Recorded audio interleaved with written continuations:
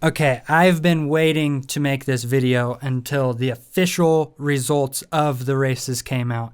It's been about 2 hours and we now have official results from both races. If you don't know what happened or what's going on, there was 3 riders tonight that ended up cutting the track. The first was Brandon Hartranft during the LCQ. He ended up getting docked 2 positions, which made him not qualify for the main event. And then second, during the 250 main event, Cameron McAdoo ended up wadding in the whoops and kind of cutting the track to get back onto the track. And number 3 was Jason Anderson, who got knocked off the track right before the whoops, and he went down the side of the whoops wide open. So let's talk about the 2 that happened during the main. So here is what happened with Cameron McAdoo. He crashed in the whoops. He was about 2 whoops from the end. You would think that he would get back on the track right here, and then he would just go straight to get back on the track and then go. If he did that, he would be completely fine. However, what he ended up doing was he went back behind this hay bale, this blue tough block right here, the Yamaha one. I have a picture of that. So he went backwards, back behind that one, and then he made a straight shot over to this jump right here. I can show you a little better. Hold on. So he crashed about right there. The tough block that he ended up going behind, I'd say, is probably right there. So he went backwards, went around that, and then took kind of that line back towards the jump. And it turns out, in AMA's eyes, this was an unfair advantage. So they ended up docking him 3 positions. He ended up in 10th place because of it. With it being from, I guess, 7th place to 10th place, it's not quite as big of a deal as if he was higher up, because the 3 positions are 3 points. Now, if he was in the top 3 and then he got docked 3 positions, it'd be more than 3 points. But nevertheless, it's 3 points, 3 positions that he got docked for that. I guess AMA would have wanted him, like I said, to just go straight along these tough blocks and then get back on the track. But they feel with this line right here that he cut the track and gained an unfair advantage. In their eyes, this is the most practical point, not that. I guess that makes sense. So I get it. I understand why they docked him. But if I was in charge, I don't think I would have, because he ended up losing, I think, something like 9 positions anyways, just from the crash itself and then getting back on the track. Maybe if he would have gotten back on the track in the spot that AMA wanted him to, he might have lost 10 or 11 spots. And I don't know. Was there somebody right on him when he went over that double? Actually, it doesn't even matter, because they docked him 3 positions, and that's what we got to deal with. So they felt that the line that he took was an unfair advantage, and they docked him 3 positions.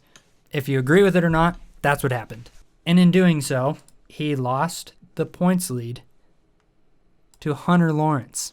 Now, that's something I am okay with. Having Hunter Lawrence be the points leader now is awesome. I love that.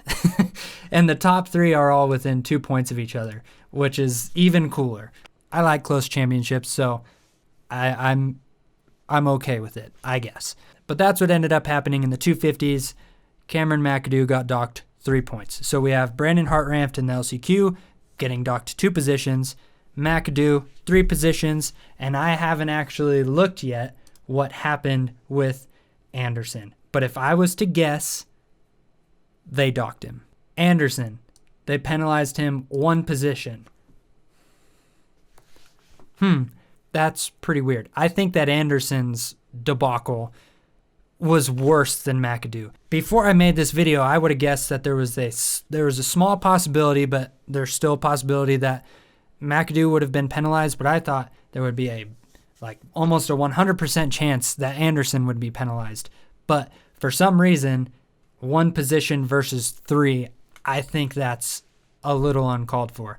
I don't think that McAdoo should have been penalized more than Anderson, but I guess let me show you what happened with Anderson. So before the whoop section, going into it, Freese was down. He was getting up. Tickle ended up running into him, which messed Anderson up. Anderson ended up going over this tough block right here. So he ended up going over the tough block because that was where he got pushed.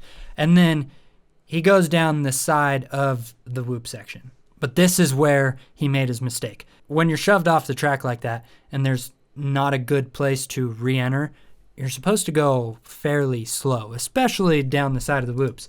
And Anderson was wide open, so he gained a lot of time. And I am really curious now that these results are out what his segment times were, because I'm guessing that his segment that had the whoop section was very, very fast on that lap. Was it lap 6? Is it segment 1, lap 6? I'm guessing that's the fastest out of everybody. Segment 1. So no. I don't know if that was the lap that he did it, but if it is, he actually didn't gain a ton of time from it because he got messed up in the corner, I guess. But that's interesting.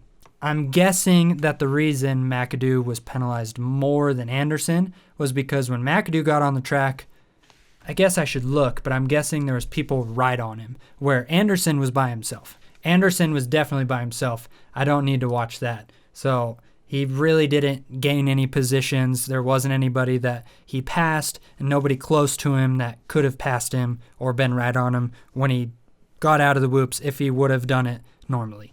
If you understand what I'm saying, because I kind of don't understand what I'm saying. But McAdoo, I'm guessing there was people right on him when he re-entered the track. Okay, so there is Justin Cooper, and I'm guessing that's Cody Schock, literally right on him, where if he would have taken the line that AMA wanted him to take, they would have passed him. So that's why Cameron McAdoo's penalty is 3 positions when Anderson's is only 1. Okay, I get it. I guess I'm okay with that. This is something that always happens every single year. Somebody crashes and cuts the track getting back onto it, and I just don't understand why these guys can't figure it out. I've kind of been in this position before during LCQs at Nationals where I've gotten pushed off the track or I jumped off the track, and it's honestly the first thing that pops into my mind.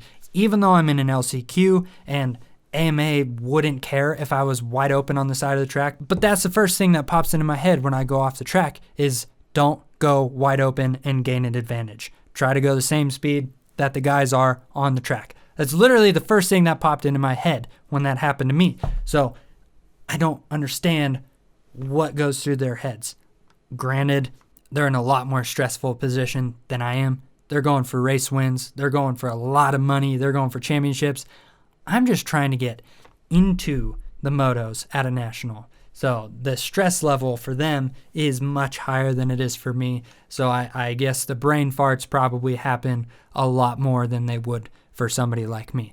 But I still don't quite understand it. These guys should know that they would get a penalty if that were to happen. But either way, there was 3 penalties tonight.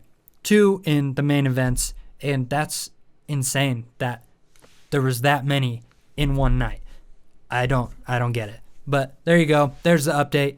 McAdoo penalized 3 positions. Anderson penalized 1 position. If you didn't know, now you know.